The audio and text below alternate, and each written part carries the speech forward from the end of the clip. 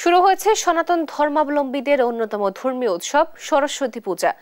বগুড়া, সাতক্ষীরা এবং ভোলার আয়োজন জানাতে সরাসরি যুক্ত হচ্ছেন সহকর্মী সঞ্জু রায়, শরীফুল্লাহ, কায়সার সুমন এবং সহকর্মী।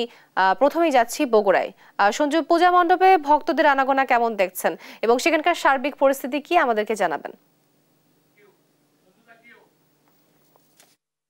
ঢাকের বাদ্য আর শঙ্খধ্বনিতে কিন্তু প্রতি বছরের ন্যায় আজ বগুড়ার মন্দিরগুলোতে কিন্তু উদযাপন করা হচ্ছে এবং পূজার আয়োজন করা হয়েছে। বিদ্যা, জ্ঞান এবং সঙ্গীতের দেবী সরস্বতীর পূজা ইতিমধ্যেই কিন্তু ভোর থেকেই পাড়া মহল্লার যে মন্দিরগুলো রয়েছে সেগুলোতে কিন্তু পূজা সম্পন্ন হয়েছে। আমি বর্তমানে দাঁড়িয়ে আছি শহীদ জিয়াউর রহমান মেডিকেল কলেজে। এখানে কিন্তু সনাতন ধর্মাবলম্বী যে মেডিকেলের শিক্ষার্থীরা রয়েছে, শিক্ষকরা রয়েছে, তারা কিন্তু প্রতি বছর অত্যন্ত জাঁকজমকভাবে দেবী সরস্বতীর পূজার আয়োজন করে। আর অল্প কিছুক্ষণের মধ্যেও এখানেও কিন্তু অঞ্জলি অনুষ্ঠিত হবে, যার শেষ মুহূর্তের যে আয়োজন তা কিন্তু করছেন পুরোহিত সহ শিক্ষার্থী এবং শিক্ষক বৃন্দরা। আমরা ইতিমধ্যেই খোঁজ নিয়েছি বগুড়া জেলার অন্যান্য মন্দিরগুলোতেও, অধিকাংশ মন্দিরগুলোতেই সকাল 7টার পর থেকে একে একে কিন্তু পূজার্চনা শুরু হয়েছে। বিদ্যা, জ্ঞান এবং সঙ্গীতের দেবী সরস্বতীর পূজাতে কিন্তু প্রতি বছরই কোনো ঘাটতি থাকে না। শিক্ষার্থীরা তাদের ভক্তি ভরে বিদ্যার দেবীর পূজা করেন সারা বছর নিজেদের মেধা, মনন এবং শিক্ষাকে এগিয়ে নিয়ে যাওয়ার জন্য। আমরা একটু সরাসরি কথা বলবো এই সজিমেক পূজা আয়োজক কমিটির সাধারণ সম্পাদক সহকারী অধ্যাপক ডাক্তার পল্লব কুমার সেনের সাথে। প্রতি বছর তো আপনারা দারুণ আয়োজন করেন, এই বছর কি কি ব্যতিক্রম আয়োজন রেখেছেন আর অঞ্জলি কখন শুরু হবে? ধন্যবাদ সঞ্জু। আমাদের অঞ্জলি শুরু একটু পরেই হবে, যেহেতু সকাল 10টা 27 পর্যন্ত আমাদের পঞ্চমী তিথি রয়েছে। 10টা 27-এর মধ্যে আমাদের শেষ করতে হবে। আজকে আমাদের সারা দিন ব্যাপী আমাদের প্রোগ্রাম আছে, অঞ্জলি হবে, এরপরে বিকালে সাংস্কৃতিক অনুষ্ঠান আছে। এটাই অন্যান্য বারের চেয়ে এবার আয়োজন হয়তো আরো একটু বেশি, আমাদের আয়োজন আরো বেশি। সারাদিন আমরা প্রসাদ বিতরণ করব প্রায় 1000 থেকে 1200 জনের মধ্যে। স্টুডেন্টদের পরীক্ষা চলতেছে, এই জন্য উপস্থিতি একটু কম। পরীক্ষা শেষ হয়ে গেলে অনেকে বাসায় চলে যায়, এইভাবে উপস্থিতি একটু কম, কিন্তু আয়োজন গতবারের চেয়ে আমাদের এবার আরো ভালো। ধন্যবাদ আপনাকে। তো আপনি শুনছিলেন আসলে সরস্বতী পূজা সাধারণ শিক্ষার্থীদের কাছে, সনাতন ধর্মাবলম্বী যারা রয়েছেন তাদের কাছে কিন্তু একটি অনুভূতি এবং আবেগের জায়গা। সারা বছর এই দিনটির জন্য এবং দেবীর চরণে পুষ্পাঞ্জলি দেওয়ার অপেক্ষায় কিন্তু থাকেন সাধারণ শিক্ষার্থীরা। বগুড়া থেকে সরস্বতী পূজা নিয়ে আমার কাছে এটি ছিল সর্বশেষ। পূজার আরো খবর জানবো আমরা সরাসরি চলে যাচ্ছি সাতক্ষীরায়, সেখানে রয়েছে আমাদের সহকর্মী শরীফুল্লাহ, কায়সার সুমন।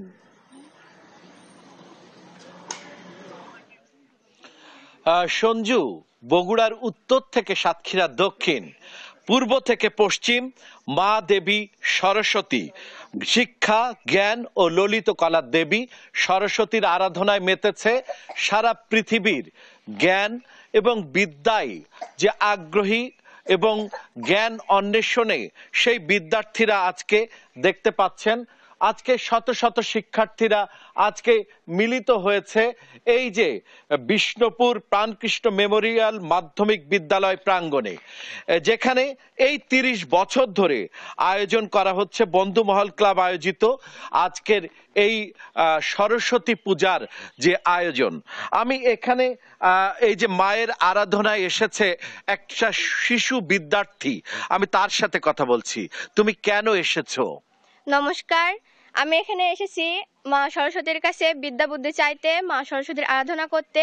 যেহেতু আমরা একজন শিক্ষার্থী, সেহেতু আমাদের পথে ভবিষ্যৎ এগিয়ে যাওয়ার জন্য আমাদের বিদ্যা বুদ্ধির প্রয়োজন, সেহেতু আমরা মায়ের কাছে এসেছি মায়ের আরাধনা করার জন্য এবং বিদ্যা বুদ্ধি পাওয়ার জন্য। হ্যাঁ, যেমনটি শুনছিলাম মাঘের এই শুক্লাপক্ষে এই তিথিতে যে সরস্বতী পূজার যে আয়োজন করা হয়েছে, এখানে কিন্তু সকল ভক্তরা এবং বিদ্যার্থীরা এসেছে। আমি আয়োজকদের সাথে একটু কথা বলবার চেষ্টা করছি। এই যে আয়োজন 30 বছর ধরে, এর আগে করোনা গিয়েছে, বিভিন্ন সংকটকে পেরিয়েও আপনারা যে আড়ম্বরে করছেন, এই মানুষের উপস্থিতি কিভাবে? আমাদের 30তম বছরে আমরা পদার্পণ করছি বন্ধুমহল ক্লাবের আয়োজনে। আমাদের সরস্বতী পূজা প্রতি বছর মাঘ মাসের শুক্লাপক্ষে পঞ্চমী তিথিতে আমাদের এই পূজাটা অনুষ্ঠিত হয়ে থাকে। আমরা হাঁটি হাঁটি পাপা করে 30 বছরে পদার্পণ করছি। অনেক বাধা বিপত্তি সকল প্রতিকূলতা উপেক্ষা করেও আমরা এই অনুষ্ঠানকে বাঁচিয়ে রাখার এবং মায়ের আরাধনা করার চেষ্টা চালিয়ে যাই। তারই ধারাবাহিকতায় আমরা বিষ্ণুপুর বন্ধুমহল ক্লাব এবারও একই রূপে পঞ্চমী মেলা এবং মায়ের পূজার আয়োজন করেছি। আমাদের ভুল ত্রুটি হতে পারে, আমরা দর্শনার্থীদের কাছে সকলের কাছে আমাদের এর কলেবর যাতে আগামীতে আমরা আরো সুন্দর আরো ভালো পরিসরে করতে পারি, সকলের কাছে সেই আশীর্বাদ প্রার্থনা করি। যেমনটি শুনছিলাম তোয়া, যে আজকে সারা দেশেই এভাবে আয়োজন করা হচ্ছে এই মাঠে বিষ্ণুপুর এই প্রাণকৃষ্ণ মেমোরিয়াল এই যে মাঠে, এখানে কিন্তু দুটি ক্লাব পাশাপাশি, এটি 30 বছরের, পাশে প্রান্তিক সংঘ সেটি 22 বছর ধরে উদযাপন করে আসছে, মা সরস্বতীর আরাধনা করে আসছে। এটি কিন্তু আজকে সারা সাতক্ষীরার উপকূল থেকে উপকূলে সর্বত্র এভাবে মায়ের আরাধনা করে চলেছে। সবার আগ্রহ যে জ্ঞানের শীর্ষে, বিদ্যার শীর্ষে যাতে এই প্রজন্মে থেকে প্রজন্মের শিশুরা এবং বিদ্যার্থীরা পৌঁছতে পারে। আমরা এখন দর্শক, আমরা এখন সাতক্ষীরার এই উপকূল থেকে চলে যাচ্ছি আরেক উপকূলে, ভোলাতে। ছোটন, আপনার কাছে আমরা জানতে চাইছি যে সেখানে কিভাবে কত সুন্দরভাবে আয়োজন করা হয়েছে। আপনার কাছে গতকাল থেকে তো আয়োজন চলছে, আপনি জানান আমাদেরকে সরস্বতী পূজার বিস্তারিত।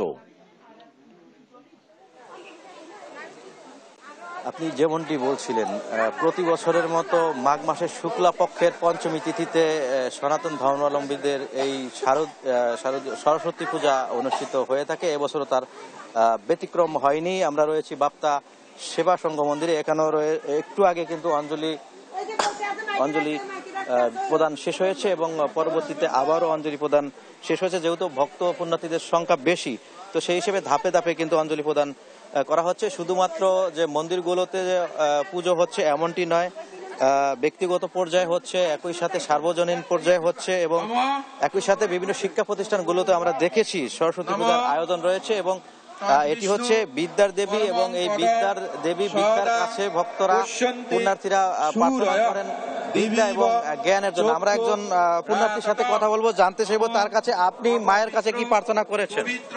যেহেতু মা সরস্বতী জ্ঞান বিদ্যা বুদ্ধির দেবী, তো আমরা মায়ের কাছে প্রার্থনা করছি মা যাতে আমাদের জ্ঞান দান করেন, বুদ্ধি দান করেন, বিদ্যা দান করেন। কেমন লাগছে? অনেক ভালো লাগছে। আসলে প্রত্যেকটা বছরে আমরা এই দিনটার জন্য অপেক্ষা করে থাকি। মা এই দিনটাতে পৃথিবীতে আসেন। তো তাছাড়া আমাদের যে গাছিয়া কলোনি সেবা সংঘ প্রত্যেকটা এলাকাবাসীর আয়োজনে অনেক সুন্দরভাবে আয়োজিত হয়ে আসছে। ধন্যবাদ। যেমনটি শুনছিলেন, আসলে অঞ্জলি নিতে পেরে এবং এই পূজায় অংশগ্রহণ করতে পেরে কিন্তু ভক্ত পুণ্যার্থীরা কিন্তু অনেকটাই সন্তুষ্ট, অনেকটাই তারা খুশি। এবং আমরা দেখেছি অন্যান্য যে মন্দির রয়েছে এবং শিক্ষা প্রতিষ্ঠানগুলো রয়েছে সেখানেও কিন্তু ভক্ত এবং পুণ্যার্থীদের ঢল নেমেছে। এবং যেহেতু সরস্বতী বিদ্যা এবং জ্ঞানের দেবী, সেখানে শাস্ত্রে রয়েছে তিনি যেহেতু জ্ঞান দান করেন, এজন্য কিন্তু যারা ভক্ত রয়েছেন তারা কিন্তু অধিক জ্ঞান অর্জন করতে পারবেন এবং তারা সুন্দরভাবে বসবাস করতে পারবেন এবং তাদের যে বিদ্যার যে আলো সেটি কিন্তু সর্বত্র তারা ছড়িয়ে দিতে পারবেন। তো এ ছিল আমার কাছে ভোলাতে যে নানা আয়োজনে সরস্বতী পূজা চলছে তা নিয়ে সর্বশেষ তথ্য। ফিরে যাচ্ছি স্টুডিওতে তোয়ার কাছে। সনাতন ধর্মাবলম্বীদের অন্যতম ধর্মীয় উৎসব সরস্বতী পূজার আয়োজন সম্বন্ধে বগুড়ার সাতক্ষীরা এবং ভোলা থেকে জানাচ্ছিলেন বিস্তারিত আমাদের সহকর্মীরা।